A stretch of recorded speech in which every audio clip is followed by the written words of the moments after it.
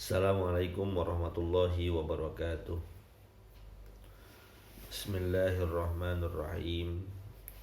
Alhamdulillahi rabbil alamin. Allahumma salli wa sallim ala sayyidina Muhammadin wa ala alihi wa sahbihi ajma'in, amma ba'du. Alhamdulillah, segala puji hanya milik Allah. Dialah yang telah banyak memberikan kita kenikmatan, memberikan banyak karunia, memberikan banyak kesempatan. Mudah-mudahan semua kenikmatan, karunia, dan pemberian-pemberian dari Allah tersebut dapat kita syukuri, dapat kita manfaatkan untuk menggapai berkah dan ridhonya Allah Subhanahu wa ta'ala.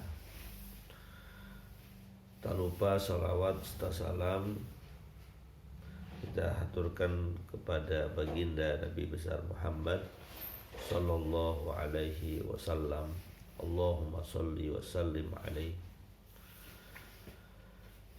Pada kesempatan kali ini kita akan sama-sama membahas dan mendiskusikan firman Allah Subhanahu wa ta'ala yang terdapat dalam surat Az-Zumar ayat yang ke-53. Allah Subhanahu wa ta'ala berfirman, A'udzubillahi minasyaitonirrajim. Bismillahirrahmanirrahim. Qul ya ibadiyalladzina asrafu ala anfusihim la taqnatu min rahmatillah innallaha yaghfiru dzunuba jami'a innahu huwal ghafurur rahim. Artinya,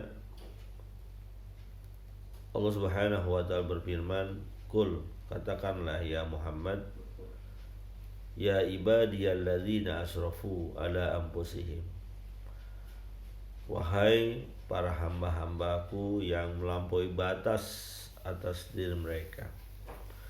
Melampaui batas dalam artian banyak berbuat kemaksiatan, banyak berbuat kesalahan, banyak berbuat dosa. La taqnatu min rahmatillah. Janganlah kalian berputus asa dari rahmat Allah Subhanahu wa ta'ala. Innallaha yaghfiru dzunuba jami'a.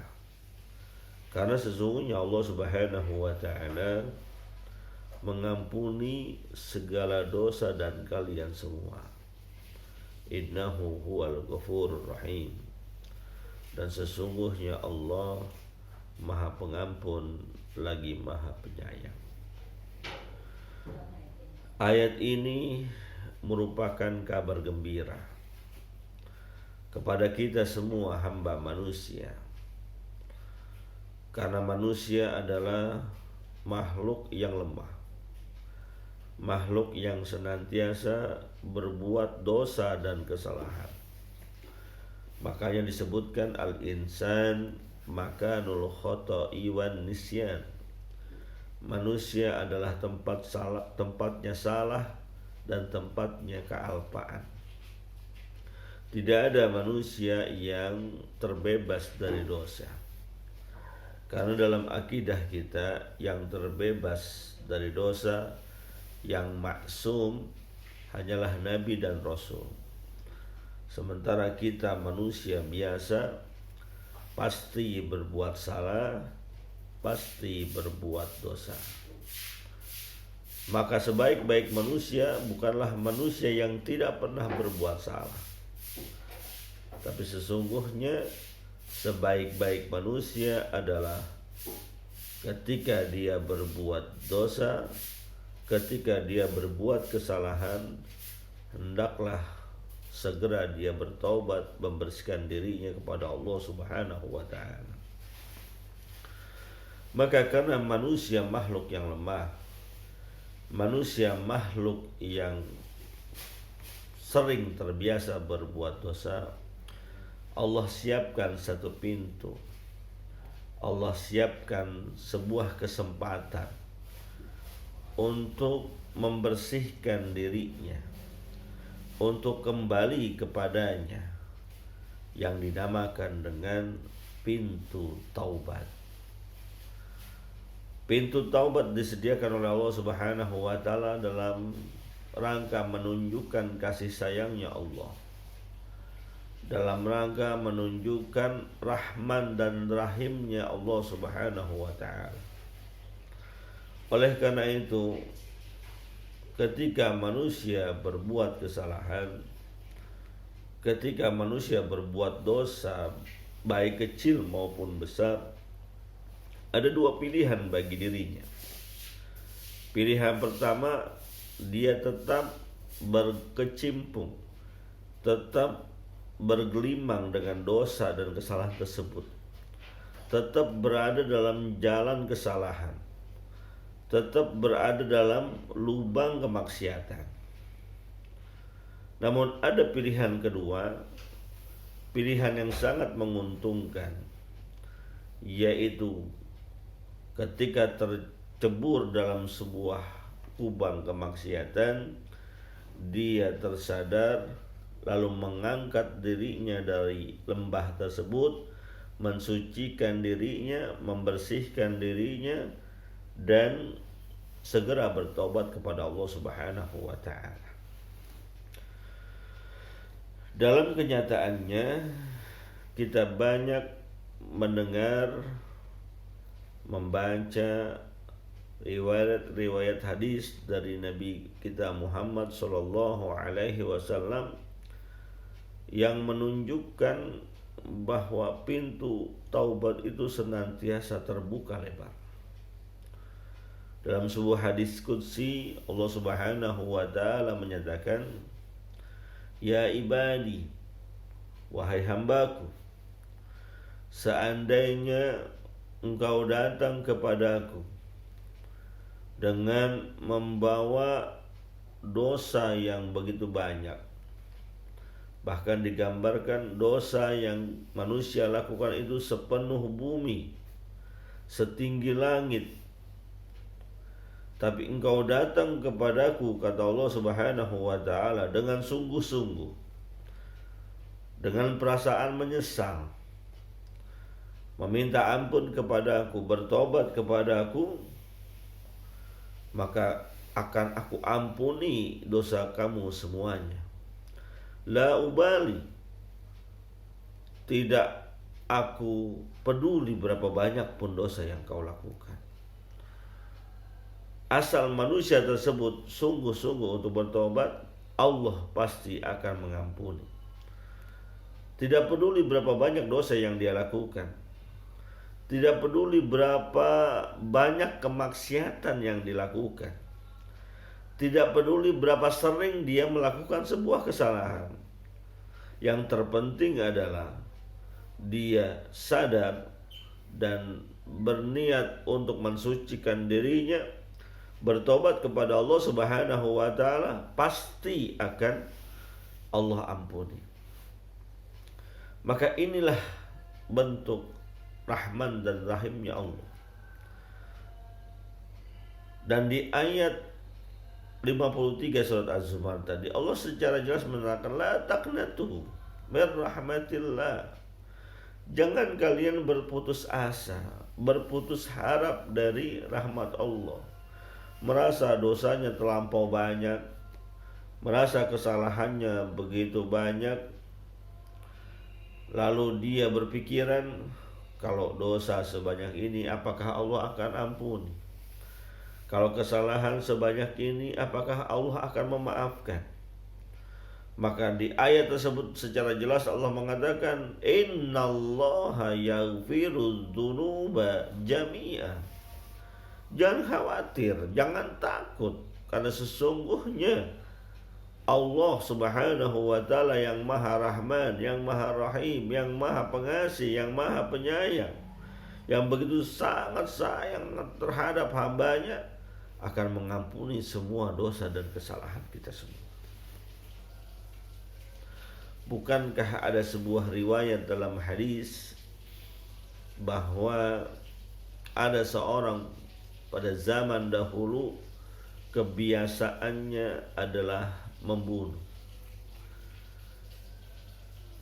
Terbiasa melakukan sebuah kemaksiatan. Kalau bahasa sekarang preman, membunuh biasa, berjudi biasa, main perempuan biasa, mencaci maki orang biasa. Tiba-tiba hidayah Allah turun kepada dirinya, ingin bertaubat kepada Allah Subhanahu wa ta'ala, walaupun yang dilakukan adalah sebuah dosa yang tidak kecil. Membunuh adalah dosa yang sangat besar, berzina adalah dosa yang sangat besar. Bahkan tidak tanggung-tanggung pembunuhan yang dia lakukan bukan hanya sekali, bukan hanya 10 kali, tapi yang dilakukan adalah 100 kali pembunuhan. Akhirnya orang tersebut berkonsultasi dengan seorang ulama yang ahli ilmu agama, mengutarakan maksud dan tujuannya, bermaksud ingin taubat, kembali kepada Allah, menyesali perbuatan-perbuatan kemaksiatan yang telah dilakukannya.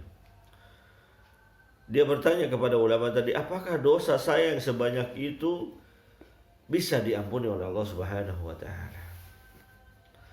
Maka dengan sangat bijaknya seorang alim ini berkata, seandainya pun dosa yang kamu miliki lebih dari yang sekarang, lebih dari membunuh 100 orang,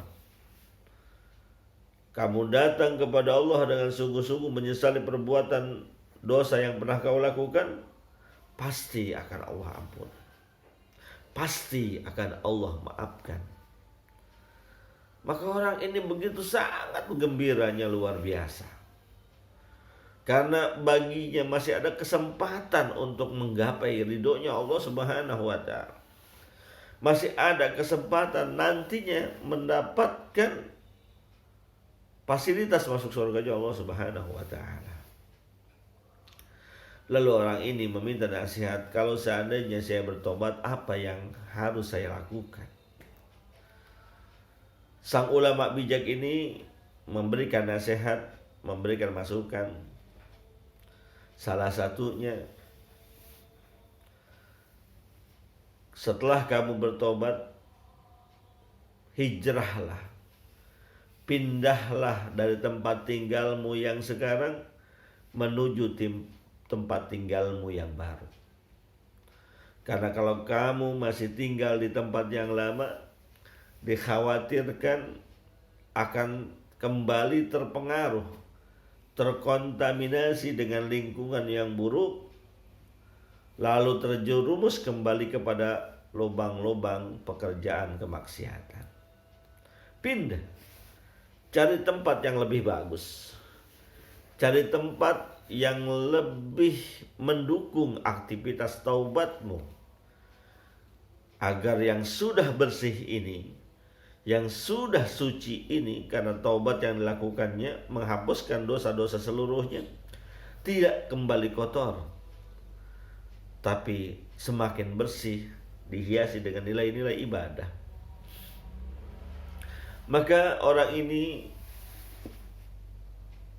menjalankan nasihat yang disampaikan oleh ulama bijak tadi.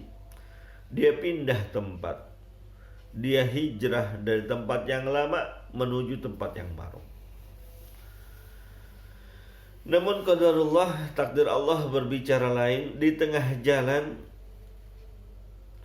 orang ini meninggal dunia. Yang menarik adalah setelah kematiannya, dua malaikat seakan-akan rebutan, malaikat azab dan malaikat rahmat, rebutan membawa ruh orang ini. Kata malaikat azab, ruh orang ini lebih berhak aku yang membawa. Kenapa? Karena orang ini banyak berbuat kemaksiatan. Ya berjudi, minum minuman keras, berzina, bahkan membunuh sampai 100 orang. Nyaris tidak ada kebaikan yang dia lakukan. Maka ruh orang ini lebih pantas saya bawa nanti dimasukkan ke dalam nerakanya Allah Subhanahu wa ta'ala. Namun malaikat rahmat berargumen lain. Tidak bisa ruh orang ini menjadi milik saya, hak saya, dan akan ditempatkan ke dalam surganya Allah. Kenapa? Memang dia banyak berbuat kemaksiatan. Memang dia banyak berbuat kesalahan. Memang dia terbiasa berbuat kejahatan. Tapi di akhir hayatnya dia bertobat kepada Allah, menyesali perbuatannya dan berjanji tidak akan melakukannya lagi. Argumennya sama-sama kuat. Sama-sama merasa berhak atas ruh orang tersebut. Maka Allah Subhanahu wa ta'ala mengirimkan satu malaikat lagi untuk menjadi hakim di antara keduanya. Kata malaikat yang ketiga sebagai utusan Allah, dia berkata, begini saja. Coba kita hitung jarak perjalanan orang ini dari tempat awal sampai meninggal, lalu dari meninggal sampai ke tempat tujuan. Diukur jaraknya, mana yang lebih jauh perjalanannya, atau mana yang lebih dekat dari tempatnya. Kalau seandainya orang ini posisi meninggalnya lebih dekat ke tempat awal, ke desanya yang terdahulu, maka orang ini lebih pantas untuk dibawa oleh malaikat azab ruhnya dan dibawa ke neraka. Jika seandainya jasad orang ini lebih dekat kepada tempat tujuan hijrahnya, tempat tujuan pindahnya, maka ruh orang ini lebih pantas untuk dimasukkan ke dalam surganya Allah Subhanahu wa ta'ala, dibawa oleh malaikat rahmat. Maka dilakukanlah pengukuran jarak, dan ternyata qadarullah, takdir Allah, dan ini menunjukkan bahwa Allah tidak pernah ingkar terhadap janjinya. Jasad orang ini lebih dekat kepada tempat tujuan hijrahnya. Karena seperti itu kenyataannya, maka ruh orang ini dibawa oleh malaikat rahmat dan kelak akan dimasukkan surganya Allah Subhanahu wa ta'ala. Cerita ini sangat menarik, luar biasa. Menariknya apa? Orang ini biasa berbuat maksiat, biasa berbuat kejahatan. Ada hidayah turun, ingin bertobat, dan dia belum melakukan kebaikan apapun setelah tobatnya, belum melakukan ibadah apapun setelah tobatnya. Tapi Allah Subhanahu wa ta'ala tidak menyia-nyiakan amal seseorang walaupun sedikit.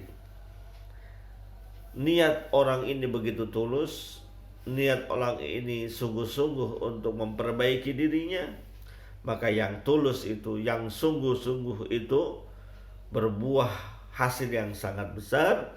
Dihapuskan semua dosa dan kesalahannya walaupun banyak, dibersihkan dirinya, disucikan dirinya, sehingga orang ini pantas masuk surganya Allah Subhanahu wa ta'ala.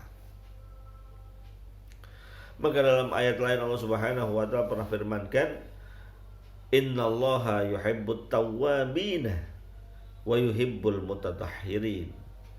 Sesungguhnya Allah Subhanahu wa ta'ala sangat menyintai orang-orang yang bertaubat, sangat mencintai orang-orang yang mensucikan dirinya.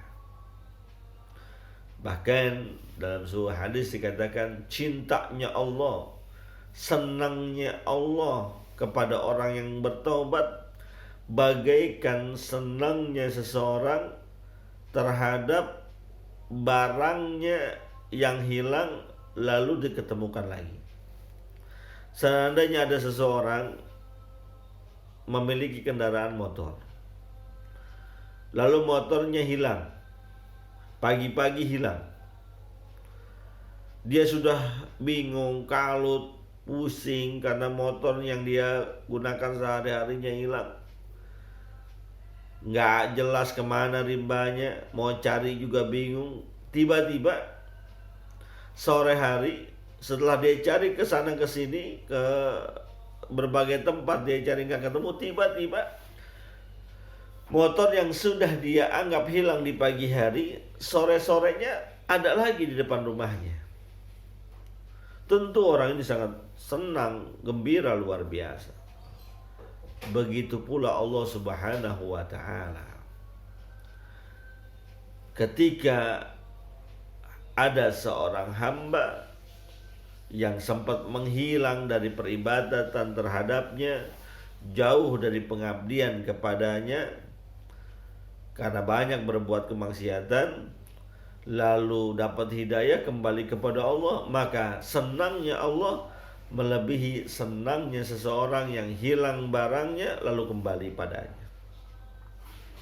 Namun bertobat itu ada batasannya. Bertobat itu nggak bisa diulur-ulur.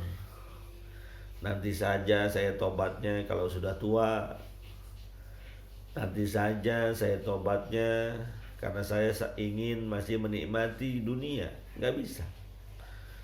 Karena pintu tobat akan tertutup jika seseorang sudah mengalami sakaratul maut. Dalam sebuah hadis Nabi katakan, Inna